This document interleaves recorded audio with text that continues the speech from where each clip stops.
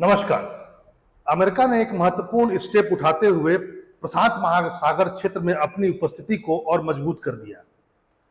चीन, रूस और नॉर्थ कोरिया जैसे आक्रामक देश जो आजकल अमेरिका से पूर्णतः खफा चल रहे हैं और अपना दबाव जापान और ताइवान जैसे अमेरिकी समर्थित देशों पर किया जा रहा है उनके द्वारा, तो इस भय को दूर करने के लिए अमेरिका ने अपने साथियों के भय को दूर करने के लिए और दोबारा से एक तरह से कहा जाए वर्ल्ड ऑर्डर को अमेरिका लीडेड बनाने के लिए एक ऐसा चीज किया जो निस्संदेह एक माइलस्टोन कहा जाएगा। न्यूज ये उठ करके आ रही है कि US tested hypersonic missile in Pacific as it aims to keep up China and Russia. News में तो ये कहा गया सीएनएन के द्वारा कि अमेरिका ने हाइपरसोनिक मिसाइल का टेस्ट कर लिया। कहां टेस्ट किया है? पैसिफिक में। और एम क्या है? चाइना और रसिया को दिखाना कि हम यहां पर हैं। यहां पर ध्यान रखेंगे कि यह जो टेस्ट किया गया है यह बेसिकली एंडरसन एयरफोर्स बेस के द्वारा किया गया है। एंडरसन जो एयरफोर्स बेस है, ये बता देते हैं मैं आपको कहां है। ये बेसिकली पैसिफिक ओशियन में है। अमेरिका से जब कहा जाए, अमेरिका से जब आप पश्चिम की ओर आएंगे तो पहले हवाई आइलैंड पड़ेगा और हवाई से और इधर आएंगे, यानी जैसे जैसे आप एशिया की ओर आएंगे तो यहां पर आपको मिलेगा एक गुआम आइलैंड। एक गुआम आइलैंड आपको मिलेगा यहां पर। यहां पर गुआम आइलैंड कहां पर है? तो यहां पर ध्यान रखें, गुआम आइलैंड एकदम आपका, यदि मैं बात कहूं तो फिलीपींस से एकदम सटा हुआ है।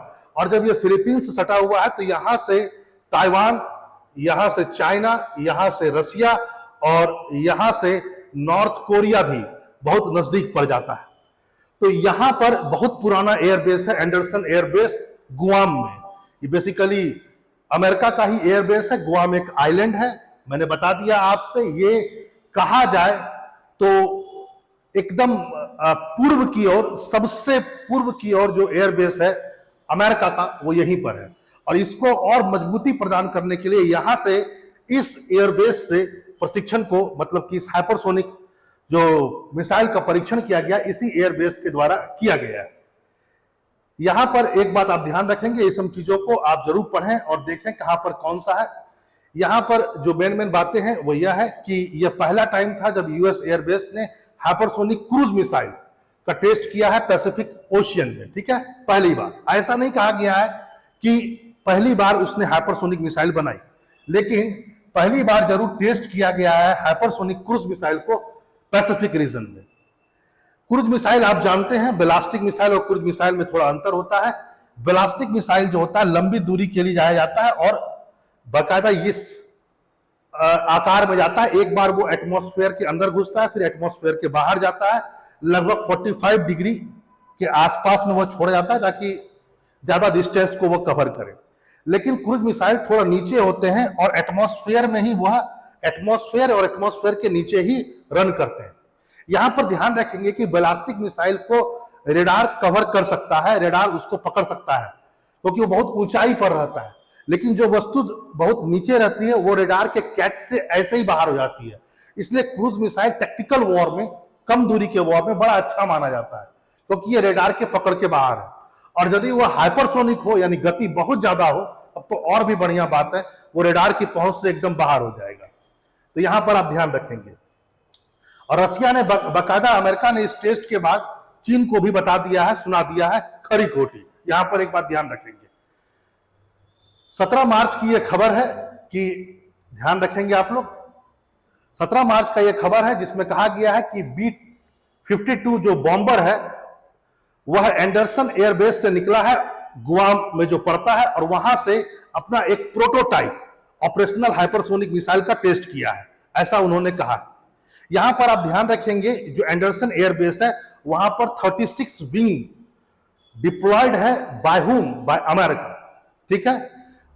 और मैं आपको बता दूं, ये जो आप चित्र देख रहे हैं ये बेसिकली बोइंग कंपनी के द्वारा बनाया गया B-52 बॉम्बर है। इससे भी अच्छा एक बॉम्बर है विश्व में, लेकिन सेकंड नंबर आप इसी को मानेंगे, वो भी अमेरिका के पास में ही है, जिसका अमेरिका ने भरपूर प्रयोग किया था इराक वॉर में और अफगानिस्तान के वॉर में। लेकिन ये जो है ये भी कम इसको मत आंकिए। ये बी सीरीज का 52 बॉम्बर जो है इसको बोइंग ने बनाया है और लगभग माना जाता है 1950 और 55 के दौर से ही यह अमेरिका के पास है। बहुत कीमती है और ऐसा भारत के पास अभी नहीं है ऐसे बॉम्बर्स, इसको आप ध्यान रखेंगे। यहां पर एक बात और भी ध्यान रखेंगे, एक बात जो कहा गया है, टेस्ट का एक नाम दिया गया है, हाइपरसोनिक वेपन का जो ऑफिशियल टेस्ट का नाम दिया गया, all up ground AGM 183A, ये नाम है उस टेस्ट का, ठीक है, all up ground AGM A3। Ballistic missile का जो नाम दिया गया हाइपरसोनिक क्रूज मिसाइल का, वो दिया गया air launched rapid response weapon ARRW, ठीक है, इसको कहा गया।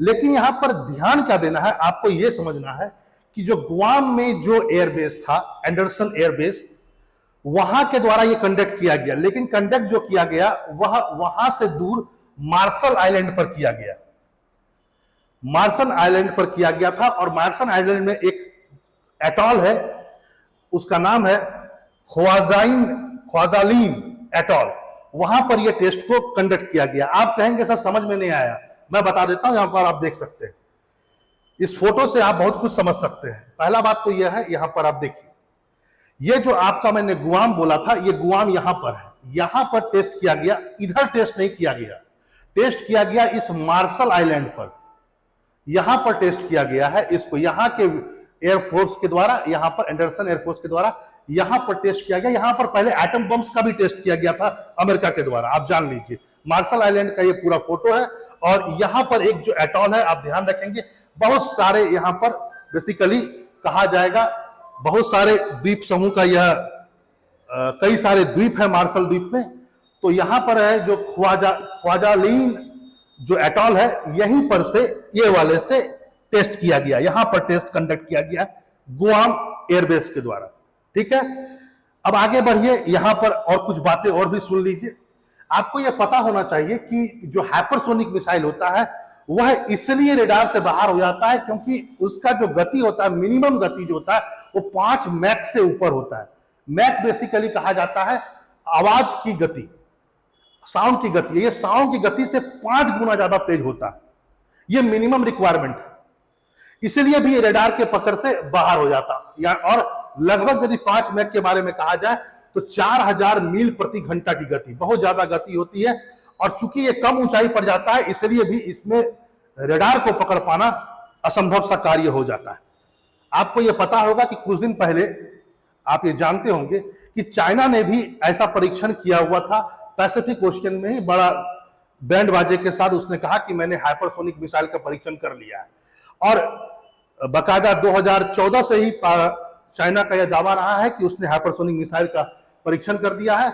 और आपको यह भी मालूम है कि हाल में रसिया ने भी, चूंकि हाइपरसोनिक मिसाइल वो पहले बना भी लिया था, उसके बाद उसका यूज भी कर दिया। और यूक्रेन युद्ध में आपने सुना होगा एक नाम, जिरिकॉन, ये रसिया का हाइपरसोनिक क्रूज मिसाइल है। यूक्रेन युद्ध में रसिया ने इस हाइपरसोनिक मिसाइल को दागा, इसका सबूत यूक्रेन ने बाकायदा दिया कि इस प्रकार के विध्वंसक जो क्रूज मिसाइल है इसका प्रयोग अच्छा नहीं है। यहां पर एक बात ध्यान रखेंगे, चाइना और जो रसिया है, इन दोनों ने जो टेस्ट किया हाइपरसोनिक मिसाइल का, वो परंपरागत हथियार यानी कि गोला बारूद, वॉरहेड के साथ साथ न्यूक्लियर भी लगा हुआ है, उसके हिसाब से भी टेस्ट किया गया है। लेकिन अमेरिका ने जो टेस्ट किया है वो सिंपल अभी परंपरागत हथियार को ले जाने के लिए टेस्ट किया, न कि न्यूक्लियर वेपन्स को लगाने के लिए टेस्ट किया गया है। यहां पर यह भी ध्यान रखेंगे आप यह भी कि उत्तर कोरिया जो आजकल अमेरिका को बहुत चुनौती दे रहा है, आप कई जगह उनका नाम सुनते होंगे, वह भी हाइपरसोनिक मिसाइल बनाने के क्रम में है। अभी तक उसको सफलता नहीं मिली है, इस बात को आप जान लीजिए, ठीक है।